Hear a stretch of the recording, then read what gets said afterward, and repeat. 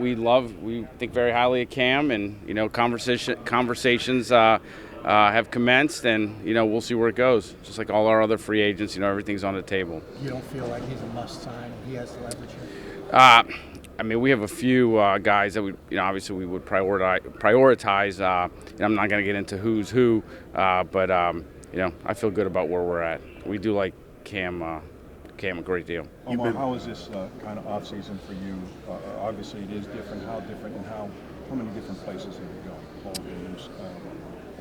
games. So it's a good question, Jerry. I think because I had been here so long with Kev, the transition's been smooth. It doesn't really feel much different. I've been obviously to the Mobile. I was at the HBCU Combine last week. I went to some school visits during the season. Hula Bowl too? I did not go to the Hula Bowl. No, there was a conflict there. No. So Senior Bowl. I was at the HBCU Combine. Obviously, I'm here, and we'll be hitting the pro day circuit here soon. Omar, when you're at the Combine here, what realistically can a GM or member of front office learn, or what kind of information are you looking to gain through this experience this week? Well, I can't speak for every GM, but I can tell you for me, just the opportunity to get to know these guys a lot better as people. When you have the interviews and you get these guys one-on-one, and you just kind of get to know them and get a feel for who they are, and ask them. Just really getting to know them and to see if they're the type of player and person that we want as part of our organization. Omar, when you're talking to free agents, like outside free agents, we're going to, has it always been like Kevin would talk to them and then deal with you with the money? And does it make it easier where you can condense that because you have the money calculations going on? So Kevin and I said this in my press conference. Kevin and I had a great relationship. I mean, we probably spent more time together than with our families, and we talked, daily, several times a day. So it was just really a natural process. So when we get to the point where we do have the opportunity to talk to the free agents, I think it'll just be natural. I mean, I understand that part of it, and just being around Kevin for so long, the rest of it just be pretty smooth. But it's not like taking one part out and condensing it, making it easier? No, it's just it'll be just collective of everything. Omar, I think Art deferred to you the other day about how the draft room is going to work. Are you able to share with us how that dynamic's going to work between you, Mike, Andy, and even Art? So, I think overall things will be pretty similar to how we did it before. Obviously, we're going to we've started to tweak the process a little bit, but I'd say like every big decision, the right people get in the room. We'll talk things through and make make a Steelers decision. People say Andy's putting the board together. I mean, is that accurate? Yeah, so the way we're doing it, the way I'm doing it, I'd say that Andy's in charge of putting the board together. That's the way I'm going to have it, and he's going to have a lot of influence from Mark Sadowski and Dan Colbert, who were a big part of this, and obviously Coach and I are going to be heavily involved, and then we'll Coach Art and I will make sure to get together and make the right decisions. Omar, what do you have to do? What does this team have to do to get back in the postseason? Obviously, win some more games, but I'd say that the growth of Kenny Pickett was pretty cool towards the end of the season last year. Just watching him grow, and I just think if we continue that momentum, I think good things are in store for us. Omar, when you look ahead to free agency, you look at your cap situation, how comfortable are you with where you are right now and what you can make to do what you need to do to address the needs of the roster? I think you guys have kind of seen through different seasons what kind of shape we've been. We're obviously in a lot better shape than we've been in the past. There are years where we've had to get pretty, I don't really like to use the word creative, but had to do some things. And we're comfortable that if there's the opportunity to improve our team with someone, we can make things happen and sign. There's nothing going to be holding us back. So more signings, more splash this year? I wouldn't say if it's more. I just think the opportunity is there to, if we want to sign someone, we have the opportunity to sign them. We have the things necessary. Internally, is Alex Highsmith a significant candidate for an extension this offseason? I think you guys know our history. When we have a young, up-and-coming player, we don't like to let those guys go.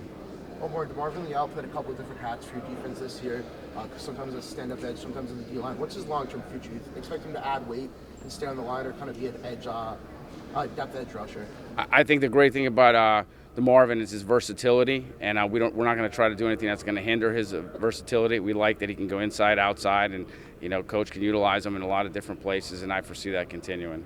Your relationship with Kevin. What's that? Your relationship with Kevin moving forward.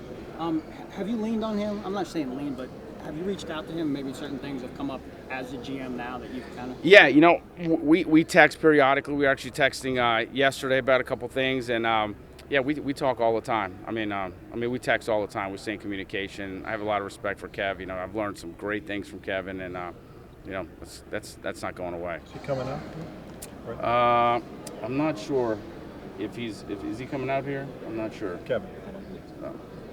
Omar, obviously 3 picks inside the top Yeah. 50, knowing you're obviously not going to give us strategy or anything like that, but where do you guys look to prioritize things? When we talked with Art, he had said maybe defensively, or how do you guys kind of look to put that together? I would say we will try to improve every positional room whenever we can improve it. We'll do our best to improve it. Obviously, there are priorities. Like you said, we're not gonna. I'm not gonna get into detail, but I'd say, any player that's gonna improve one of our rooms, we'll make sure to take a hard look at it. Who's this draft strong over? You know what? This is this is a really good draft. There's a lot of good football players.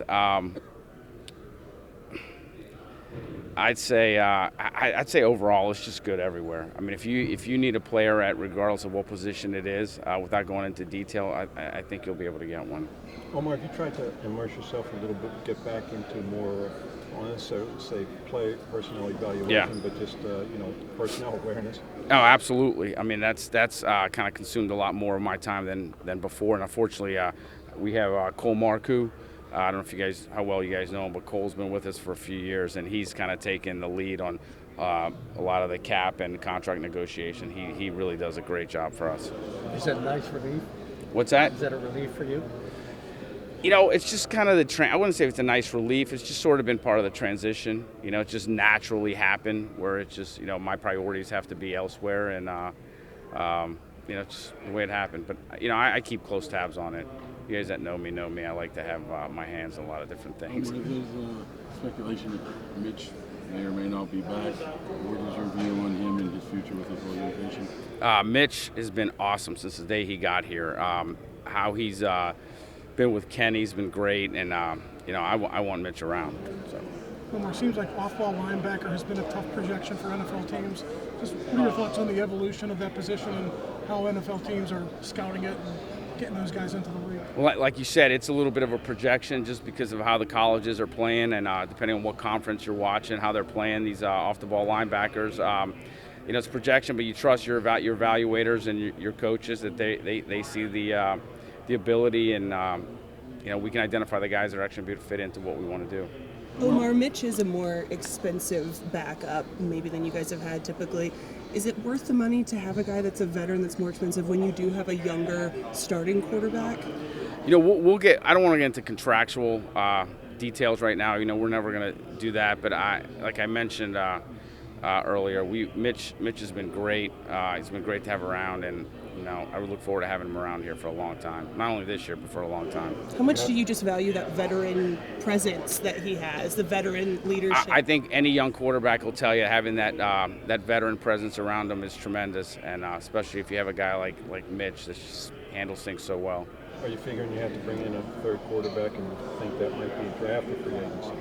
It's a good question, Jerry. I would say all options are on the table right now. Obviously, we have 2 under contract. Mason's a free agent, and we're as you guys saw in the playoffs, it's important to have more than 2 quarterbacks available. You assuming Mason is the ship has sailed? No, not at all. We we had a great relationship, good conversation with Mason, and the options, the door's still open. So. Omar, when you deal wide receiver like you did this year, it could signal that you guys feel comfortable with the depth of that position. Is that true? And how do you feel about the depth and quality of that? We wouldn't have traded Chase if we didn't feel good about that room.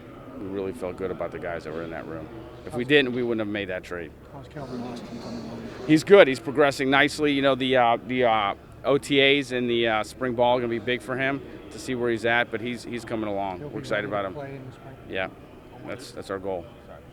Omar, there's several Pitt players, 6 Pitt players at this combine. Yeah. What has been you guys' outlook on their draft class and all the guys they've played? It's a strong Pitt class. We obviously love those guys being next door, and there's some good football players, and there's some there's a handful of guys that are going to be Sunday contributors sooner than later. Omar, I know you don't.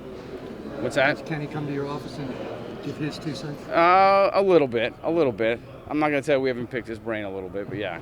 I know you don't talk about specific draft players, but when you look at the trend of quarterbacks reuniting with their college wide receivers, and there's a guy like a Jordan Addison in this, what is it about the chemistry that carries over from college to the NFL? And do you think that's a trend that maybe you guys could explore, maybe more teams can explore in the future when they have that opportunity?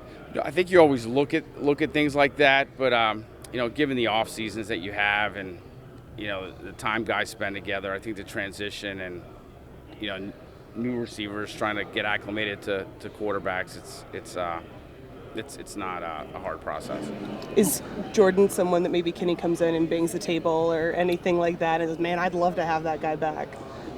You guys will have to ask Kenny about that, but Jordan Addison, he's a really good football player. What do you consider a successful draft? Do you need a starter, one back? I mean, what do you look at as a successful draft when you break it all down? I think time will tell, but obviously if I have the opportunity to draft future Hall of Famers, that would be great.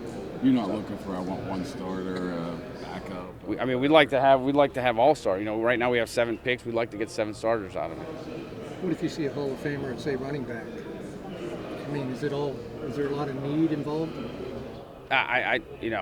Running back. We have 2 good running backs that we feel really good about. So I think you guys can figure out how we're going to prioritize that position. But I'm just getting at the point of judging a Hall of Famer and judging need. Kind of got to go with need sometimes. Huh? Yeah. I would say you'd have to go need. Yeah. Yep. When you did your end of year evaluation, could it be positional or unit? Is there any particular part of the team that you're very excited about coming into this? Our team? Yeah.